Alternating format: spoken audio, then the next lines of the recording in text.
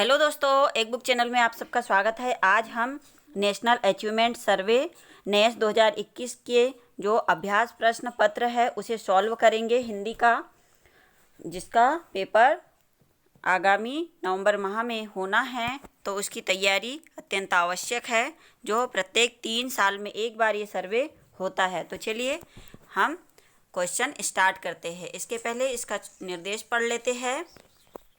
प्रत्येक प्रश्न के उत्तर के रूप में 4 विकल्प दिए गए हैं। सही विकल्प चुनकर उस पर गोला या घेरा बनाइए।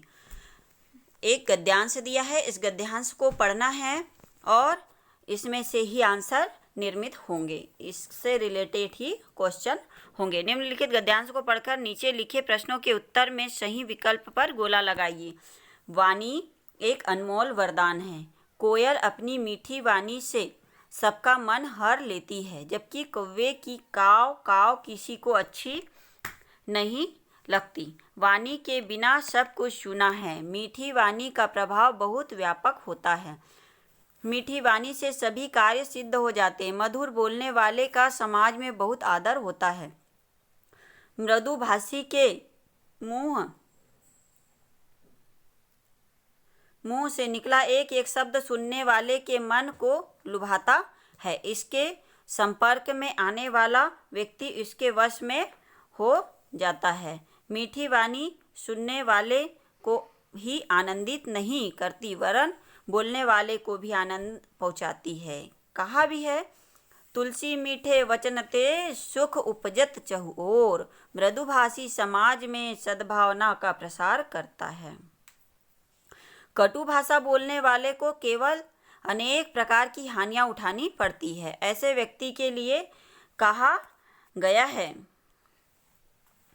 खीरा का मुंह काट के मलियन नोन लगाए, रहीमन कड़वे मुखन को चाहियत यही सजाए। कटु भाषा का प्रयोग काम बिगाड़ देता है। जहाँ मधुर वाणी अमृत है, वहीं कटु वाणी विष है। और चलिए अब इससे रिलेटेड जो क्वेश्चंस है उन्हें सॉल्व करते हैं। अब हमने गद्यांश पढ़ लिया है, अब कोई प्रॉब्लम नहीं होगी। गद्यांश से रिलेटेड प्रश्न है। नंबर 1 प्रश्न है, मीठी और कड़वी वाणी के लिए कौन से पक्षी प्रसिद्ध है? अब बताइए, हमने गद्यांश पढ़ा है। ऑप्शन नंबर ए कोयल और कबूतर, बी कोयल और कौवा, सी कौवा और हंस, और डी कौवा और कबूतर। क्या आएगा इसमें राइट आंसर? इसमें राइट आंसर क्या होगा? उदाहरण के रूप में हमें क्या यहाँ पर सुनने को मिला है, क्या पढ़ा हमने? यहाँ पर बी आएगा इसका राइट आंसर, कौवा और कोयल, कोयल और कौवा। अगला प्रश्न, खीरा को उसके कड़वेपन को दूर करने के लिए सजा के रूप में क्या लगाया गया है? ऑप्शन है ए हल्दी, बी मिर्च, सी नमक और डी शहद। क्या लगाया था वहाँ पर? सी नमक। अगला प्रश्न, मीठा बोलने से क्या मिलता है? अब कार्य सिद्धि, दूसरा है शत्रुता, तीसरा है आदर और चौथा है हानि। अब इनमें से कौन कौन से ऑप्शन सही होंगे ये बताना है। ए वाला आएगा क्या? पहला एवं दूसरा, बी दूसरा एवं तीसरा, सी दूसरा एवं चौथा और डी पहला एवं तीसरा। क्या होगा इसमें राइट आंसर? इसमें राइट आंसर है डी पहला और तीसरा। अगला प्रश्न है, इस गद्यांश का उचित शीर्षक क्या है? ऑप्शन सुन लीजिए, अनमोल वचन, मधुर वाणी का महत्व, कड़वा सुख या कड़वा मुख, कटु भाषा। क्या आएगा इसमें राइट आंसर? क्या है इसका शीर्षक? इसका शीर्षक है मधुर वाणी का महत्व। अगला प्रश्न, अब अगले प्रश्न के लिए हमें एक पद्यांश दिया गया है। हम इसे पढ़ेंगे, समझेंगे और फिर इससे रिलेटेड क्वेश्चन सॉल्व करेंगे। निम्नलिखित पद्यांश को पढ़कर नीचे लिखे प्रश्नों के उत्तर सही विकल्प पर गोला लगाइए। सही विकल्प पर गोला लगाना है। माटी तुझे प्रणाम, मेरे पुण्य देश की माटी तू कितनी अभिराम। तुझे लगा माथे से सारे कष्ट हो गए दूर, क्षण भर में ही भूल गया मैं शत्रु यंत्रणा कूर। सुख स्फूर्ति का इस काया में हुआ पूर्णतः संचार। लगता जैसे युगों के बाद मिला विश्राम। माटी तुझे प्रणाम। चलिए अब इससे रिलेटेड क्वेश्चंस सॉल्व करेंगे। माटी तुझे प्रणाम, 6वां नंबर का प्रश्न है। माटी तुझे प्रणाम कविता किस भाव से संबंधित है? किस भाव से संबंधित है? ऑप्शन सुन लीजिए। समाज प्रेम, आत्म बलिदान, मातृभूमि प्रेम या डी नंबर भक्ति भावना। तो राइट आंसर क्या आएगा इसमें? मातृभूमि प्रेम। मातृभूमि प्रेम से संबंधित है। अगला प्रश्न, माटी को माथे पर लगाकर कवि क्या भूल गया है?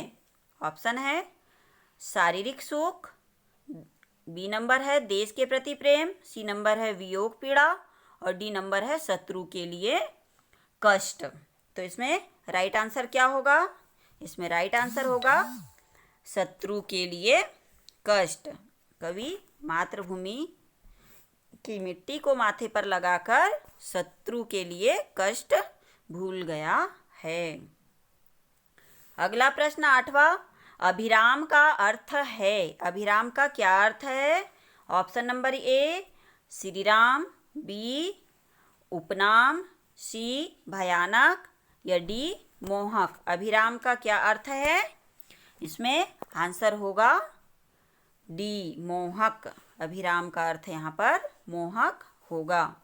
अगला प्रश्न, नीचे दिए गए शब्दों में योजक चिन्ह, ये जो चिन्ह है योजक चिन्ह किन शब्दों के बीच में प्रयोग किया जाएगा? ऑप्शन सुन लीजिए। ए आ गया, बी आते आते, सी आ रहा और डी आने दो। किसके बीच में ये प्रयोग किया जाएगा? इसका राइट आंसर क्या होगा? इसका राइट आंसर होगा बी आते आते, ये राइट आंसर होगा। अगला प्रश्न, प्रश्न नंबर 10, कवि में माटी का संबंध किससे है? अब इस कविता में माटी का संबंध किससे है ये बताना है। ऑप्शन सुनिए। घर से, खेत से, गली से, स्वदेश से। तो इसका राइट आंसर क्या होगा? स्वदेश से। किससे संबंध है इसमें? स्वदेश, अपने देश के प्रेम को दर्शाया गया है। अगला प्रश्न पढ़ेंगे। एक तालिका दी गई है, जानकारी के आधार पर प्रश्नों के उत्तर में सही विकल्प पर गोला लगाना है। क्रमांक और खेल का नाम। कबड्डी और यहाँ विशेषता है और यहाँ खेल सामग्री एवं अन्य आवश्यकता। तो कबड्डी श्वास रोककर खेले जाने वाला भारतीय खेल है और खेल की सामग्री यहाँ पर क्या क्या होगी? खेल सामग्री की आवश्यकता नहीं होती है, यहाँ पर एक छोटा मैदान चाहिए होता है। और नंबर दूसरा ऑप्शन है ग्रामीण क्षेत्रों में यह लोकप्रिय है, इसकी विशेषता के अंतर्गत, है ना। चल अभी दूसरा ऑप्शन है हॉकी। हॉकी खेल की विशेषताएं है, भारत में सबसे अधिक लोकप्रिय है और नंबर दूसरा है 2 टीमें एक साथ खेलती है। और इसमें सामग्री कौन कौन सी आएगी? आवश्यक जो खेल सामग्री है हॉकी, गेंद, पेड़ आदि तथा बड़ा मैदान इसमें चाहिए होगा।